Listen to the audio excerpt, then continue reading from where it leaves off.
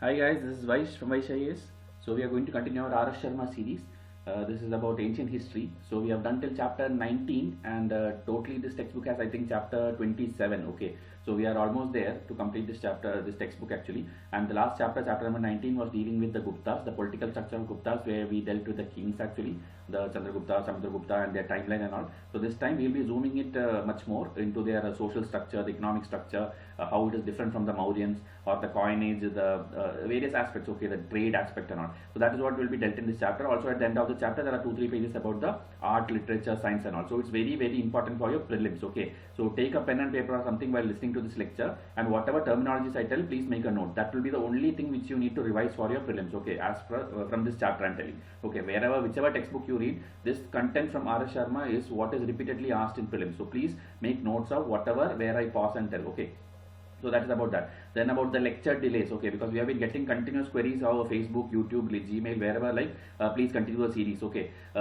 we understand that you want these lectures anyway. It is like much of the like most high quality series it is compared to any other channel on YouTube. The lecture series of history is much more elaborate in our channel, we know that, but problem is we are busy with the students who are part of the test series also. Okay, daily we are interacting with them on WhatsApp or other media, and they are writing answers, and they are part of the paid course. Okay, so we have to focus on that as well. That is why the lectures are being delayed. Okay, even till yesterday or today morning, actually we were like continuously correcting papers of our mains test series 2019. Okay, the first and second test which happened on August 5, because the students were also submitting the papers late, we had to sit whole night and correct the papers. Okay, so that is why today morning only we could deliver the result. Okay, so that also I'll show you a glimpse of the report card, the marks and all. The detailed sneak peek into one of the answers, actually the answer of the toppers or whatever, ma'am will be taking in a separate video, okay, later this week. But before that I'll show you a report card or how the students performed. Okay, at least 10 students I have randomly picked up, and I'm showing you the average marks of how the students performed, and details of what was shared to them. Okay, the others who are yet to join or who have been like taken the payment details from us and are waiting for the payment or something, please pay before tomorrow, because tomorrow the freedom sale will get over. Okay, like August 18th, like tomorrow all the offers will get over, then again it will be the original price. So those who have been like waiting to enroll or who have taken the details, please make the payment. Others, they can watch the series and then decide whether to enroll or not. Okay, so before going into the actual content of today's lecture, we'll have a glimpse of what I just told you. Okay, the MFTS 1 and 2, the papers were corrected and it was sent. Okay, the detailed report card, everything was sent. So whoever have wrote the answers, they have got the following attachments. Okay, one, the detailed corrected answer copy, that is line by line evaluation we have done already. Ma'am had showed you in multiple videos how we correct it. Okay, that is the most elaborate in this full country. Any big institute you take, anything in Delhi or anywhere in any city, nobody is doing this kind of evaluation. They'll just give you a model answer and give you a average mark, which you don't even know whether every line what you wrote is corrected or whether it's a real mark or not. But we give you the actual answer paper which you submitted to us. We are editing that PDF and give, like with a red tick mark, we are giving line by line evaluation. Okay, so that much detailed it is. So that anyway ma'am will show you in multiple videos. Now the other documents are a detailed report card with sample, which I will show you in this video itself, and then a PDF file today morning we sent out for tips for misunderstood questions. That is because some questions which were directly asked on Spectrum also, students could not answer. They misunderstood the whole question. Okay, for the first test I'm talking about, because some questions we framed it in actual UPSC format where a statement will be given and you have to find out what that actually means, and then you have to answer. It's not like simply like suppose explain 1857 causes. We won't ask like that, because UPSC will not ask like a 12th standard level question format. The question will be little bit twisted. You have to understand what is actually asked. Okay, another example I'll tell you. In MFTS 2, Science and Technology, there was a question on artificial intelligence affecting the jobs. Okay, so the question was that, so you have to write how it is affecting the jobs. But what students have written is they have written in and out about artificial intelligence. They have wrote like it like an essay. Okay, but the question does not demand that. So 15 marker question, if you write a totally different thing than asked, we have no other go. We have to strike it out completely. We have striked it out, and only for the introduction or the presentation we have given you 1 or 2 marks out of 15. Okay, so that much strict way in UPSC format we have corrected, because that is what UPSC will do. If you write a totally good content also, but if it's not answering what is asked in the question, then that answer is wrong. Okay, so that way the correction has been done. Okay, anyway I'll show you marks also later. So detailed model answer PDF. Okay, even if it's a 250 word or 350 word question, we have given you at least 400 to 450 word answers for every question. Okay, because this is like a material also for you. Okay, not only a model answer but a full course material about artificial intelligence. You will get that much detail about GM crops, means that much content we have given you that you can present it in any other way, whichever format UPSC asks you. That topic is best covered in our materials. Okay, you don't need to refer any other books or any other source or any video. Okay, everything will be covered. So that is why we told 300 questions in 5 months will cover your entire syllabus, and you are getting 300 questions materials. That means 300 topics materials. Okay, each and every word in the syllabus is picked up, including essays and case studies. Okay, only optional is what you have to do it yourself, because optional varies from person to person, so we don't want to commit anything to that. Okay, that is about the attachments given to you today. So toppers mark of MFTS 1 and 2 is, these are the marks. Okay, 121 out of 200 for history. It was MFTS 1 was history plus 1 essay, and MFTS 2 was polity and science and tech, directly from Lakshmikant, and science and tech general. Okay, dynamic portions. So this is how the marks went, and students have written extremely well. The top 10 ranks, if you see, they are all like varying just 1 mark difference.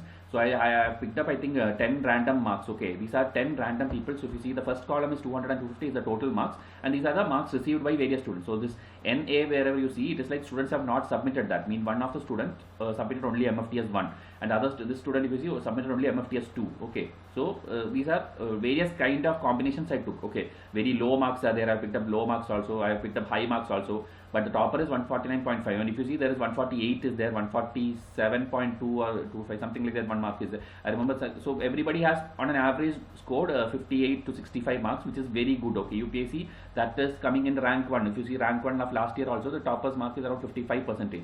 So we have given you exact correction where everything is detailedly checked. Even the like other institutes, what they do is, when you write an answer, if they simply see some point, they'll simply, to please you, they'll give like 15 mark question, they'll give you 14. Okay, UPSC is never going to give you 14 out of 15 for even the best answer. Okay, even if everything matches perfectly with their model answer key, which they have in their hand while correcting, they will give you only a 12.5 out of 15. That's what they'll give you the best. Okay, so this is how it has been corrected. So these are 10 random marks. So everything we have showed you, and report card, I think I'll show you in the next slide. Yeah, this is one report card. I am not showing the name here. Here, candidate name, here actually name will be there when the student gets it. Okay, and again here NA means the question if it's not submitted, meaning in the same test itself students can like skip certain questions, but this particular student has wrote everything. Okay, that is why we picked this up. Okay, everything is written, everything is attempted. This is 80 marks, is an essay question. So 80, 48 is like, it was one of the good best essays. Okay, and I think the highest mark for essay this time is around 57 or 58. I don't remember. I have to check it again. So around like that. Okay. And if you see, these are all good answers. Okay, it's not like if you got 9 or something means it's bad. Okay, 9 out of 12.5 or 9 out of 15 is a good mark actually.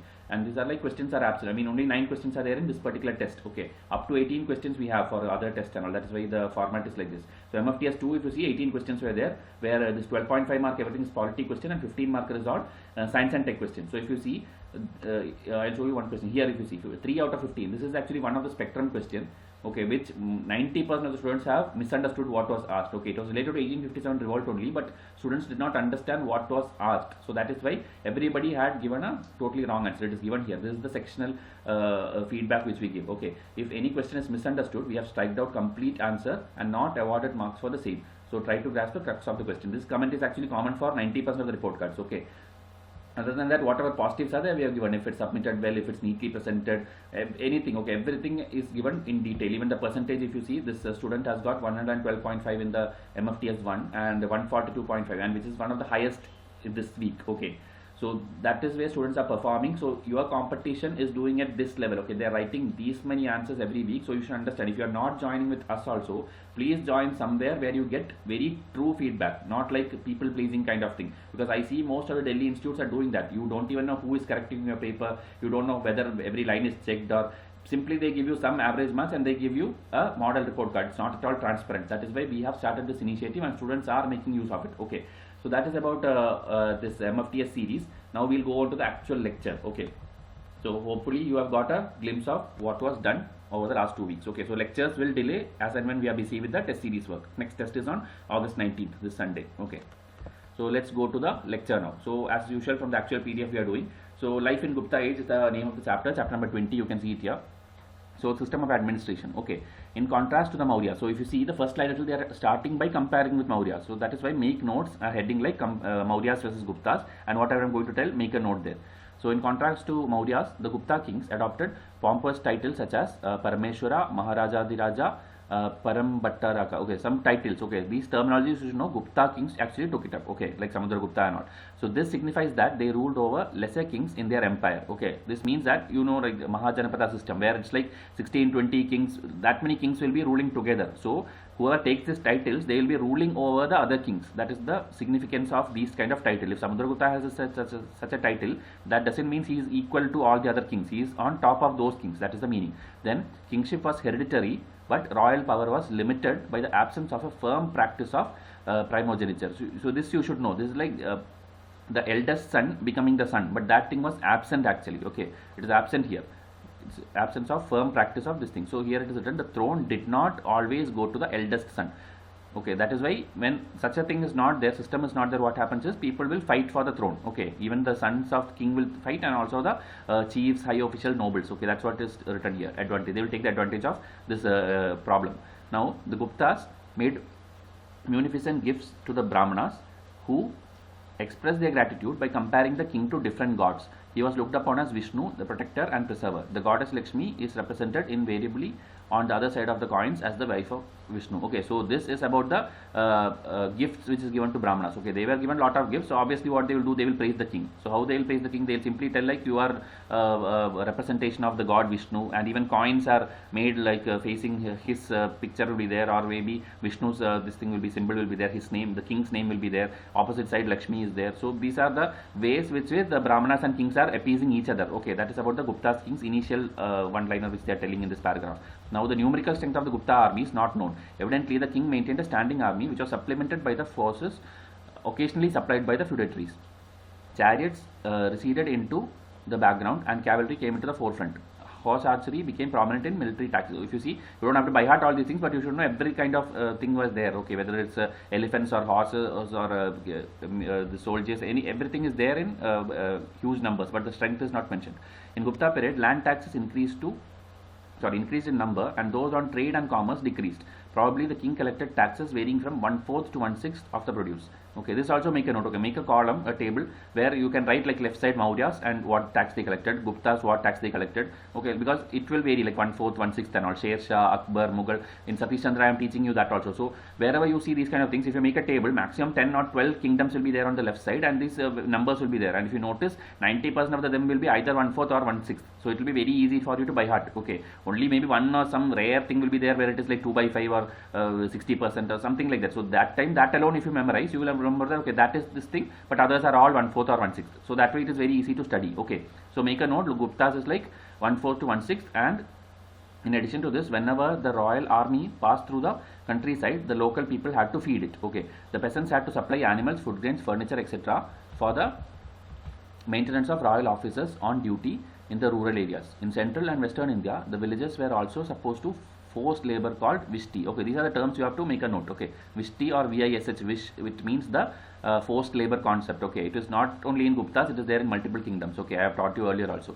So for serving the royal army and officials, the judicial system was far more developed under the Guptas than in earlier times. Okay, so this is one statement which UPSC can pick up. UPSC will simply put, okay, compared to Mauryas, Guptas had a much more effective judicial system. So if you did not make a note or did not study it properly, you will get confused in the exam hall. Okay, so several law books were compiled in this period. For the first time, civil and criminal law were clearly defined and demarcated.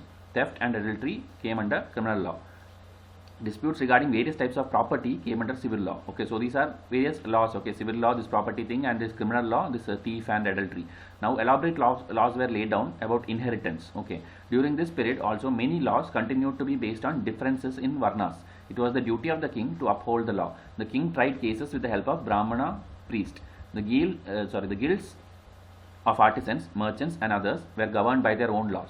Seals from Vaishali and from Bitha near Allahabad indicate that these guilds flourished exceedingly well in Gupta times. Okay, so this guild is like a merchant group. Okay, so that is actually flourishing in this time, and that is evident from the seals. Okay, in seals it is because when you do trade, you obviously need seals. So that is how these are all concluded by historians, like these are things were happening. Okay, now the Gupta bureaucracy. Okay, it was not as elaborate as Mauryas. Okay, so if you see judiciary, This itself I can make a two-statement question. Okay, like judiciary was more efficient in Guptas, but bureaucracy was more efficient in Mauryas. Okay, both the statements are true. This is how UPSC will do. Very basic statements from your own textbooks they are picking up. So make a note.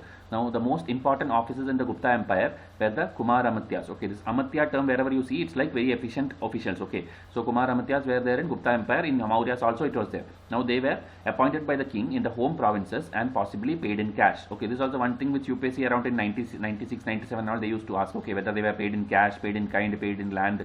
Okay, that you should know. Now since the Guptas were possibly Vaishyas, recruitment was not confined to the upper varnas only. Okay, so Guptas themselves were Vaishyas. Okay, so obviously they did not have any this thing like they will take only Kshatriyas or Brahmanas. They were not they were taking people from all the varnas, but several offices came to be combined in the hands of the same person and posts became hereditary. Okay, so like the kings were hereditary, the officers were also doing like that. Okay, the one person will become the official, then his son will become, then his grandson will become, like that. Okay, now the Guptas organized a system of provincial and local administration. The empire was divided into divisions. So this is important again. Okay, like Chola administration, now UPSC have asked at least 3 times. Okay, about the different units.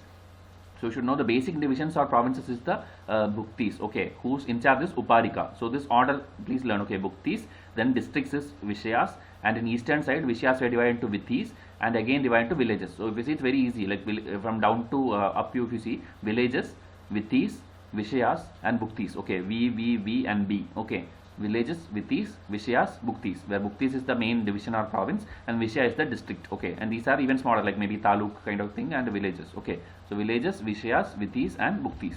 Now the village headman became more important in Gupta times. Okay, he managed the village affairs with the assistance of elders. With the administration of a village or a small town, leading local elements were associated. No land transaction could be effected without their consent. Okay, so village headman is very, very important. Now in the urban administration, organized professional bodies were given considerable share. The seals from Vaishali show that artisans, merchants and scribes served on the same corporate body, and in this capacity they obviously conducted the affairs of the towns.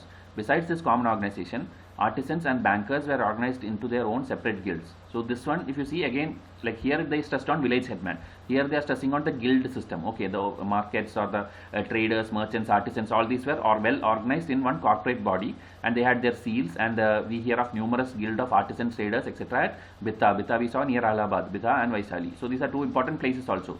So history option students, the place, location on map and all is important. Okay, at Mandasar and Malwa, silk weavers maintained their own guild, and at Indore in the district of Bulandshahr in western Uttar Pradesh, oil pressers had their own guild. Okay, so this even very detailed. If UPSC want to go, they can ask a match the following. Okay, so this Mandasar is like silk weaver, and this Bulandshahr is for oil pressers. Okay, all are guild groups only, merchant groups only, but different professions. Okay, silk weaver and oil presser.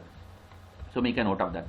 In any case, they could look after the affair of their own members and punished those who violated the customs and law of the guild. The system of administration described above applied only to North Bengal, Bihar, Uttar Pradesh and some adjoining areas of Madhya Pradesh, which were ruled directly by the officers appointed by the Gupta kings. So all these things which we discussed till now were officials who were appointed directly by the Gupta kings. Okay, later we will see the feudatories also, meaning other people who are not direct. Okay, that is why this is stressed upon. Okay, all these were direct officers under the Gupta kings. The major part of the empire was held by feudatory chiefs, okay, many of whom had subjugated by Samudragupta. The vassals who lived on the fringe of the empire carried out 3 obligations. They offered homage to sovereign by personal attendance at his court, paid tribute to him, and presented to him daughters in marriage. So these are 3 ways which the feudatories will keep in touch, or how they maintain their possessions. Okay, marriage alliance is there, then giving tribute to the king is there, then also in their personal attendance, showing their personal attendance at the court of this king. Okay, so they were totally obliged to the Gupta king. It seems that in return for these, they obtained charters for ruling in the areas. The charters marked with the royal Garuda seal seem to have been issued to the vassals. Okay, Garuda seal. Okay, you should remember Garuda seal is related to the Gupta kingdom. The Guptas thus had several tributary princes in Madhya Pradesh and elsewhere. The subordinate position of the prince turned them into feudal vassals. The second most important feudal development was the grant of fiscal and administrative concessions to the priests and administrators. Okay, so granting this administrative concessions and all. Okay, so if you see, Brahmanas and these officials both were like pleasing the king, and the king will also please them in return. So that is the whole crux of whatever we read till now. Now, started in the Deccan by the Satavahanas, the practice became a regular affair in the Gupta times, particularly in Madhya Pradesh. Okay, so this concept, this concept of granting this fiscal and administrative concessions to priests and administrators, this was once, I think, asked in UPSC. It was started by Satavahana kingdom, which we have already done. I think chapter number 16 or something in the same video series, you would have seen it. Okay, they have started this concept. Now it was continued by the Guptas. Now religious functionaries were granted land free of tax forever. Okay, so religious functions, even now religious bodies are not taxed, so that was there, and they were authorized to collect from the peasants all the taxes which could have otherwise gone to the emperor. Okay, so they have they are free of tax also, and they can collect also. So the villages granted to the beneficiaries could not be entered by royal agents, retainers, etc. Okay, the beneficiaries were also empowered to punish the criminals. Okay, so lot of extra powers are there to these kind of people. Whether state officials were paid by grants of lands in Gupta times is not clear. Okay, so this one again, grants of land or cash or how it is, it's not clear about the state officials. Okay, abundance of gold coins would suggest that higher officials were paid in cash. Okay, because they had that many gold coins, like Harsha kingdom and Gupta kingdom had the huge number of gold coins at that time. So that is why they are assuming that maybe cash was used for paying the officers. Since much of the imperial administration was managed by feudatories and beneficiaries, the Gupta rulers did not require as many officials as the Mauryans did. Okay, so again, because of the administration setup was like this, like there was not only direct officers, there were feudatories and other external officers also. They did not require that many officials like the Mauryans did. Okay, so this is how you have to find out the differences between Gupta and Maurya, because it has been already asked. Now, they did not require too many officers also because the state did not take part in economic activities on any big scale. Okay, so if you see, economic activities also is less compared to Mauryans. Okay, only judicial thing I think we saw like it is more. Okay, or it is more efficient compared to Mauryas. The participation of leading artisans, merchants, elders, etc. in rural and urban administration also lessened the need for maintaining a large retinue of officers. The Gupta neither needed nor possessed the elaborate administrative machinery of Mauryan times, and in several ways their political system appears to be feudal. Okay, so that is also one thing which UPSC can ask as a mains question. How is Gupta more feudal system than Maurya? So this whole 2-3 paragraphs which we learnt now, that is what is the answer for it. Okay, decline of trade and rise of landed classes.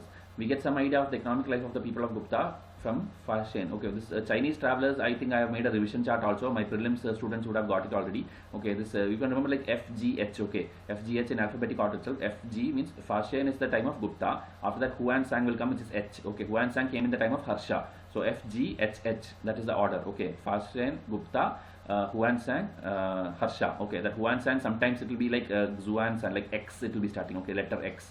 So FGHH, that is how we remember. Now, among other things, he informs that Magadha was full of cities and it is rich people supported Buddhism and all. So this Chinese travelers, one problem is they will be exaggerating everything. Okay, they will be telling like it's like one of the most prosperous thing and all. Like you see in this Bahubali movie and all, how they are showing the kingdom. Okay, that much grand, that much possessions and all these things. So we don't know how much it is true, but that is how the Chinese travelers or any writer, historian, when they write about these kingdoms, they have wrote it very, very elaborately. Okay. Now, these people supported Buddhism and gave charities, but during this period, we notice a decline in foreign trade. Till AD 550, India carried on some trade with the Eastern Roman Empire, to which it exported silk. Okay, around AD 550, the people of the Eastern Roman Empire learned from the Chinese the art of growing silk. Okay, so this silk thing is going on. This adversely affected the export trade of India. Even before the middle of the 6th century AD, the demand for Indian silk abroad had slackened. In the middle of the 5th century, a guild of silk weavers left their original home in Western India in the country of Latha and migrated to Mandsaur, where they gave up their original occupation and took up to other professions. So it is like the decline they are showing. Okay, how they learnt initially from Chinese and then they started in Western India, then they migrated outside, then they took up other professions. So whole thing is about decline. Okay, even though they had a good thing earlier, it was declining. Now the striking development of the Gupta period was the emergence of priestly landlord at the cost of local peasants. Land grants made to the priests certainly brought many virgin areas under cultivation. Okay, so new landlords were coming up and new uncultivated areas are getting cultivated for the first time. But these beneficiaries were imposed from above on the local tribal peasants who were reduced to a lower status. In central and western India, the peasants were also subjected to forced labor. We saw a term called Vishti. Okay, VISHTI. So that is also prevailing. So declining of trade and rise of landlords, that is what is dealt in that paragraph. Now social development. Land grants to the Brahmanas on a large scale suggest that the Brahmana supremacy continued in Gupta times. The Guptas, who were originally Vaishyas, came to be looked upon as Kshatriyas by the Brahmanas. Okay, so these Brahmanas have this habit like they will respect only the higher caste. So these Guptas, who were initially Vaishyas, because they treated Brahmanas well, Brahmanas in turn treated Guptas like you are like Kshatriya caste and you are like higher caste. Okay, so this kind of pleasing thing happened. The Brahmanas represented the Gupta kings as possessing the attributes of gods, and the Gupta princes became great supporters of the Brahminical order. The Brahmanas accumulated wealth on account of numerous land grants. So they claimed many privileges which are listed in the law book of Narada. Okay, so this again you should know, law book of Narada, it tells about the land grants and all the system under the Guptas. Okay, Gupta Brahmanas pleasing each other, that concept is there in law book of Narada. The caste proliferated into numerous subcastes as a result of two factors. On the one hand, a large number of foreigners had been assimilated in the Indian society, and each group of foreigners were considered a kind of Hindu caste. Since the foreigners mainly came as conquerors, they were given the status of the Kshatriya in society. Okay, so these foreigners who came from outside, they were considered as higher caste. The Hunas, who appeared in India towards the close of the 5th century, ultimately came to be recognized as one of the 36 clans of the Rajputs. Okay, so these Hunas who came from outside, they were even considered Rajput clan. Okay, so that is how the whole caste system developed. Okay, which is now even spoiling Indian system even now. Okay, even now some Rajputs bear the title Huna. The other reason for the increase in number of caste was the absorption of many tribal people into the Brahminical society by way of land grants. To the ruling chief of the tribes were ascribed a respectable origin, but most of the rest of the other tribal people were given a low origin, and every tribe now became a kind of caste in Hindu society. Okay, so this is the whole evolution of caste. Unwantedly, these Brahmin people or Rajput people, they were considering the outsiders or foreigners as higher caste, and the existing Indian people who were actually true Indians, who were tribals, they were considered as the lower caste. Okay, so that is how this whole caste system developed. Now in some ways, the position of Shudras and women improved in this period. Okay, so this is like actually a contradicting thing to that. So these are improving. They were now permitted to listen to the epics and the Puranas. They could also worship a new god called Krishna. Okay, so this is like evolution at that time. Now from the 7th century onwards, the Shudras were mainly represented as agriculturalists. In the earlier period, they always appeared as servants, slaves and agricultural laborers working for the 3 higher varnas. Okay, so this is like a drastic change. Okay, who were like slaves were now considered as agriculturalists in the Gupta time. But during the period, the untouchables increased in number, especially the Chandalas. The Chandalas appeared in society as early as 5th century BC. By the 5th century BC. Now by the 5th century AD, their numbers had become so enormous as their disabilities so glaring that it attracted the attention of Chinese. Again, this guy, okay, this Fashion, he is again writing about these things. Like 5th century BC, these people appeared, and then they enormously increased in population and disparities by this time, 5th century AD. He informs us that the Chandalas lived outside the village and dealt in meat and flesh. Whenever they entered in town, the upper caste people kept themselves at a distance from them because the road was supposed to have polluted by them. So that much was the untouchability concept prevailing in that time. Okay, people, if they walk through that road itself, that road is considered polluted. Okay. Now religion, Buddhism and Brahmanism. Buddhism no longer received royal patronage. You know, Mauryan's time, Ashoka and all, it was very much important and very much detailedly dealt with. But now Gupta time, it is declining. Fashion gives the impression that the religion was in a very flourishing state, but really Buddhism was not so important in the Gupta period as it was in the days of Ashoka and Kanishka. Especially it suffered in the Magadha. Brahmanism had come into the forefront. The two gods who commanded the worship of their followers were Vishnu and Shiva. Okay, that is how it started.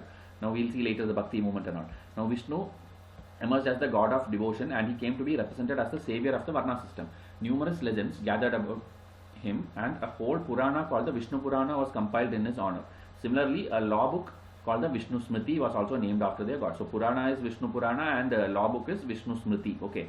Above all, by the 4th century AD, there appeared the famous Vaishnava work Bhagavad Gita, which taught devotion to Lord Krishna and stressed the performance of the functions assigned to each Varna. So these are things evolving around the Gupta time. Okay, Vishnu Purana, Vishnu Smriti and Bhagavad Gita. Because usually UPSC will ask like contemporary things, like whether this was in this era or this kingdom, this timeline. So you should know these things. Okay, a few Gupta kings were worshippers of Shiva, the god of destruction. Okay, so but he came in the front rank at the later stage and does not seem to have been as important as Vishnu in the earlier phase. So he is also evolving. So now here these pictures are also important. Okay, temple at Sanchi built during Gupta period. So this also timeline you should know, like because UPSC will ask like whether everything at Sanchi was constructed by Ashoka or something. You should know Gupta period also temples at Sanchi was getting created. And here one image is there. It is actually Naranarayana from Deoghar. Okay, this also UPSC, like last time they asked, like some of the painting, the Padmapani painting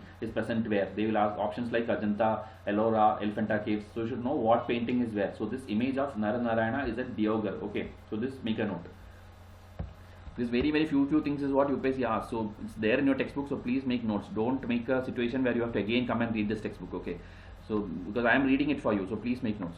Now idol worship in the temples became a common feature of Hinduism from the Gupta period. Many festivals also came to be celebrated. Agricultural festivals observed by different class of people were given religious garb and color, turned into good sources of income for the priests. So this Brahmanism, priest, idol worship, religious, everything is flourishing in the Gupta period. Now the Gupta kings followed a policy of tolerance towards the different religious sect.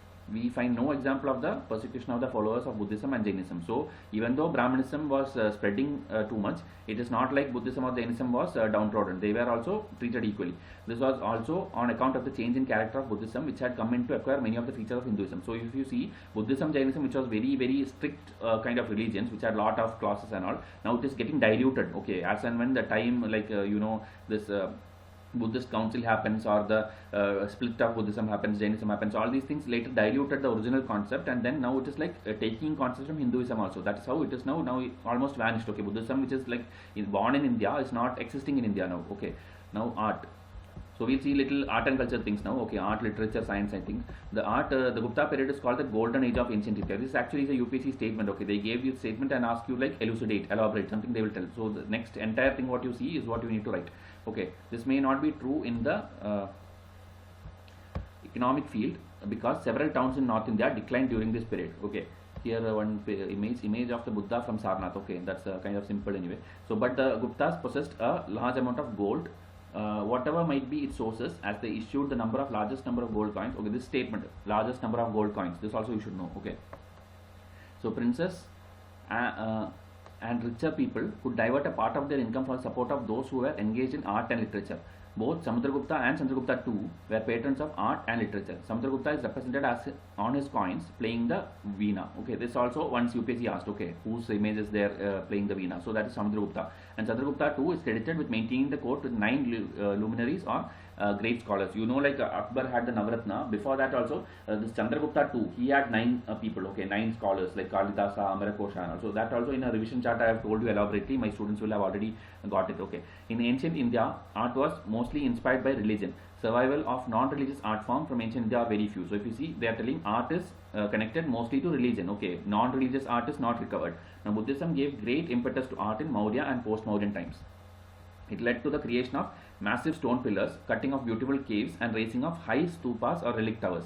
The stupas appeared as dome-like structures on round bases, mainly on stone. Numerous images of the Buddha were fashioned. In the Gupta period, we find an over 2 meter high bronze image of the Buddha. Okay, so these kind of statements also UPSC can ask whether a bronze image was recovered during the Gupta time. Okay, which was recovered from Sultanganj near Bhagalpur. So this is important for history optional student. Okay, 50 marker map questions comes every year, so they can ask like a location. They will give a description like a bronze image of Buddha discovered. So you should know it is like Sultanganj near Bhagalpur. Try to locate this in the map. Okay, Fashion saw an over 25 meter high image of the Buddha made of copper, but it is not traceable now. Okay, so Fashion in his writing he has wrote there is something like a copper Buddha which is 25 meter high, but this bronze image is what is could be recovered in this place, but the copper could not be recovered. Okay, so two important, very important statements for history optional students. Okay, now in the Gupta period, beautiful images of the Buddha were made at Sarnath and Mathura, but the greatest specimen of Buddhist art in Gupta times is provided by the Ajanta paintings. Although these paintings covered the period from the 1st to the 7th century AD. Once in AD, most of them belong to the Gupta times. Okay, so the timeline is 1 to 7th AD, but most of the things were in Gupta times. You know, Gupta 3rd AD. Okay, 3rd to 5th AD you can tell. So this is again an image. I want to show you image of Yamuna from Achichatra. Okay, Bareilly. Okay, Bareilly district, something like this is there. Okay, image of Yamuna. Because it is mentioned in the textbook, there is a high chance that UPSC can pick up from this, because it is okay that in exam hall you cannot recollect or you cannot, or you find that question difficult, but it is very bad if that image was directly taken from the standard textbook. Okay, that is where you will feel guilty after the exam. Okay, if it is a totally what is a very weird kind of thing, everyone will find it difficult. But those students who have done the RS Sharma or Satish Chandra very well, for them these questions are direct questions. So that is why please make notes. You just need to see it the day before prelims and you will get that 2 marks. Okay, so image of Yamuna from this particular Bareilly district. Now they depict various events in the life of Gautama Buddha and the previous Buddhas. These paintings are lifelike and natural. They were marked by the brilliance of their colors, which have not faded even over 14 centuries also. Okay, so whatever is recovered is like that much grace it had and that much it has retained. I mean, till now. Okay, the color or whatever designs or whatever it had. Okay, this is again an image of Buddha from Mathura. Okay, here it is Ajanta painting of an Apsara. Okay, so these kind of things. Actually, the Padmapani which I told also was directly there in one of the textbook. Okay, that is why it was asked. NCRT it was there. Okay, so this is again a Apsara painting in Ajanta. Okay, now since the Guptas were supporters of Brahmanism, for the first time we get into the Gupta period image of Vishnu, Shiva and some other Hindu gods. At many places we get a whole pantheon in which the chief god appears in the middle and the retainers and the subordinate appears on the same panel all around him. Okay, so the main god Vishnu, Shiva will be in center and others will be around him. So this leading god is represented large in size, but his retainers and subordinate gods were drawn on a smaller scale. This represents a clear social distinction and hierarchy. The Gupta period was poor in architecture. Okay, so art is good but architecture is poor. Okay, all we get is a few temples made of bricks in Uttar Pradesh and a stone temple. We may mention the brick temples of Bithargaon in Kanpur, Bithari in Ghazipur and Deoghar in Jhansi. Okay, so these are some stone or brick temples which existed. Okay, but other than that there is no great palaces or great great architectural works being shown in the Gupta time. The Buddhist university at Nalanda was set up in the 5th century and its earliest structure made of brick belongs to this period. Okay, so this founder of Nalanda, which king it is, write in comment section. Okay, if you know, because it's a very commonly asked questions in every mock test and also in UPSC also it was asked once. Okay, not only UPSC, the CAPF exams and other exams it is asked who was the founder of the Nalanda University, who was the founder of Vikramshila University. So such things you should know. If you don't know, that means your preparation is not good. Okay, so please make a note of these things, and if you know it, write in comment section so that other students also will know. Now art is over, architecture was poor and literature will go. The Gupta period is remarkable for the production of secular literature. Okay, so that also you should know. Like UPSC will ask like whether it was like famous for Hinduism literature or something, but it is secular literature. Okay, now to this period before belong 13 plays written by Bhasha. But what has made Gupta really famous is the work of Kalidasa. You know, Kalidasa questions repeatedly comes. Okay, so you should know this. Bhasha, Kalidasi, all these people are contemporaries. Okay, now Kalidas wrote Abhijnana Shakuntalam, which is considered to be one of the best 100 literary works in the world. Okay, it was one of the earliest Indian works to be translated into European languages. The other work being the Bhagavad Gita, which we already saw, that Vishnu Smriti and all those things we saw. Two things can be noted about the plays introduced in India in the Gupta period. First, these are all comedies. Okay, we do not come across any tragedies. Secondly, characters of the higher and lower caste do not speak the same language. Women and Shudras featuring in the plays use Prakrit. Okay, so that you should know. The higher is Kalidasa also did this. The higher rank people, higher caste people, they will be speaking in Sanskrit, and the poor or the downtrodden women, Shudras and all will be speaking in Prakrit. Okay, so that you should know. During this period, we also notice an increase in the production of religious literature. Okay, so earlier we saw secular literature, then religious specific is also coming. Now, most works of the period had a strong religious bias. The two great epics, namely the Ramayana and Mahabharata, were finally compiled probably in the 4th century AD. So that's also again Gupta time. The Ramayana tells us the story of Rama, who was banished by his father Dasharatha from the kingdom of Ayodhya for 14 years, and this is all you know, right? So stepmother Kaikeyi, he faithfully carried out the orders of his father and went to live in the forest, where his wife Sita was abducted by Ravana, the king of Lanka. Eventually they are telling the full Ramayana here, okay, in crux. So they'll bring back Sita and all those things. So the story has two important moral strands. First, it idolizes the institution of family in which a son must obey his father, the younger brother must obey his elder brother, and the wife must be faithful to her husband in all circumstances.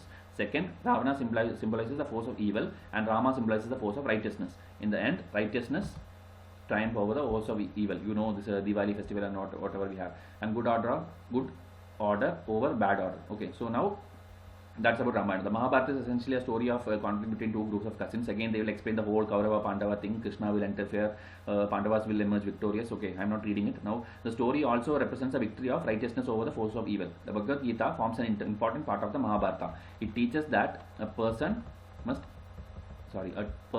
carry out the duties assigned to him by his caste and rank under all circumstances without any desire or reward. The Puranas follow the lines of the epics, and the earlier ones were finally compiled in Gupta times. They were full of myths, legends, sermons, etc., which were meant for the education and edification of the common people. The period also saw the compilation of various smritis or law books written in verse. The phase of the writing commentaries on the smritis begins after the Gupta period. So again, if you see the full crux of it is this Bhagavad Gita coming in, the Kalidasa's work is there, Ramayana Mahabharata is there, and everything is like righteousness over evil. And here the Puranas they are telling, okay, epic lines and all. And it's again myth, okay, myth, legends, sermons, etc. And then this compilation of various smritis and law books also were happening. Vishnu Smriti you already saw, and then this again will continue after the Gupta period also. That is the whole crux, okay. So don't bother that I am reading it very fast. I am reading it very fast, but I am immediately telling you the crux also, because detailing factual thing anyway you have to pause it and then write the notes like this term means that, or that came in this timeline, or this is contemporary of that thing, that and all you have to make notes. But the whole crux I am again pausing and telling you at every point, so please don't bother that I am reading it very fast. If you read it slow, we will take lot of lectures to complete, and that is unwanted, okay. That is how, in that way we can do, like we can make hundreds of videos for you, but that is not necessary for this kind of factual thing, because out of 100 questions, maximum 2 or 3 questions are going to come, okay. For that you don't need to waste lot of time. The more faster you learn, the more better it is. Because I have a little bit command over this subject history, that is why I am going very fast and I am helping you out, okay. I am reading every word of it, so please focus. Now the Gupta period also saw the development of Sanskrit grammar based on Panini and Patanjali, okay. Again two, like Bhasha we saw, Kalidasa we saw, now again two people, Panini and Patanjali. We have a big revision chart, okay, about hundreds of people, about all these people, what are their books, what is their timeline, everything I have explained, and my prelims students would have got it, okay. The soft copy they have it. This period is particularly memorable for the compilation of Amarakosa by Amarasimha. Okay, so Amarakosa is the work actually. His name is Amarasimha. Okay, who was a luminary in the court of Chandragupta II. I told you 9 people were there in Chandragupta II's court actually. So 2 are Amarasimha and Kalidasa. So that also 9 people I have like listed in my chart. One is a author, one is a historian, one is a doctor, one is a magician. There are many people. Okay, 9 people have 9 different characteristics. This lexicon is learnt by heart by students taught Sanskrit in the traditional fashion. So again, telling about the students, they learned Sanskrit and all those things. On the whole, the Gupta period was a bright phase in the history of classical literature. It developed an ornate style which was different from the old simple Sanskrit. So it was like much more advanced version of Sanskrit, you can tell. Okay. From this period onwards, we find greater emphasis on verse than on prose. Okay. We also come across a few commentaries. There is no doubt that Sanskrit was the court language of the Guptas.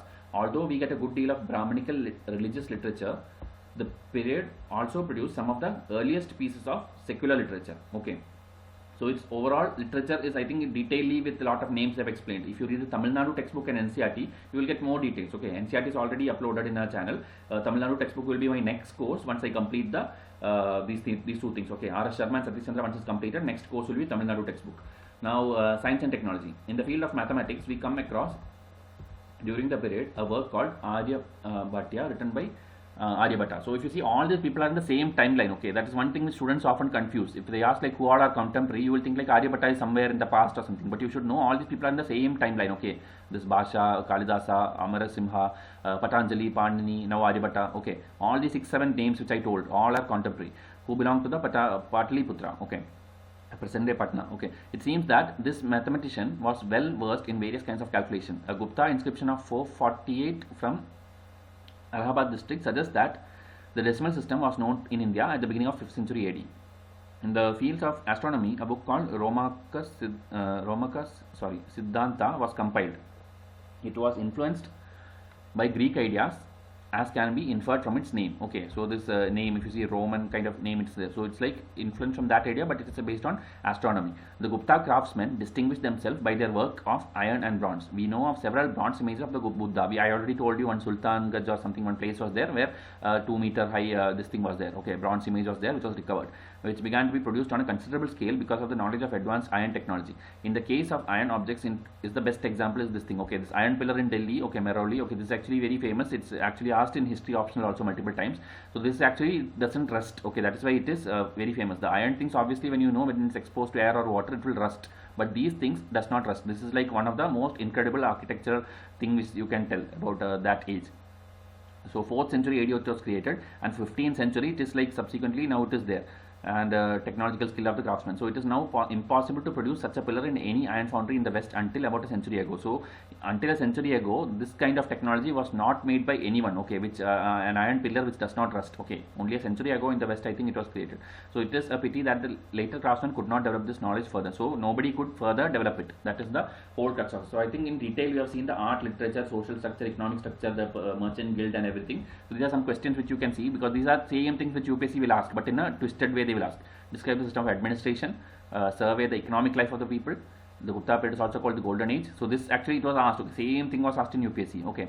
So give an account of the social and religious conditions of India in Gupta times. Who was Fashion? What does he say? So these things are actually telling you what is actually you covered in this textbook, okay, in this chapter. If you can answer these things, that means you have understood the lecture, okay. Or if you don't know, watch this video again, make notes according to these questions, and when you attend a mains test series, whichever test, not only ours, anything, you can present it in a very organized way, because now you will be knowing how clearly it is different from Mauryas or what is the specialty of Guptas, okay. So that I have covered now, and I think I don't have any MCQs today to show you because I did not put it in the slide. Anyway, this mains thing which I told you, test series, consider it. It is very well suited for any serious aspirant. Some of the students across India are making use of it. So if you don't do this way, okay, I'm not telling my test series, but any test series, if you don't join, if you don't get used to this marking system, you are going to struggle in your mains exam, okay. So please make use of such options which is available in YouTube, plenty, many channels are offering. Whichever you feel is genuine, whichever you feel is doing good justice to your preparation, go join them, okay, because I want every serious aspirant to clear this exam, okay, because I know how much effort it takes. 1 or 2 years you are giving your entire life to this exam, so you should do the best way. It's not like you simply go and invest some 1 lakh rupees or 2 lakh rupees in Delhi and then you think like my preparation is good. That is not the right way of preparation. That was actually 5-6 years back, okay, but now UPSC has gone one step ahead, and that is why we are coming up as institutes and trying to get the crux of the actual UPSC pattern, okay. So try to make use of it. Anyway, all the best for your preparation. I'll continue with the next lecture soon. Until I come with next video, thank you and have a nice day.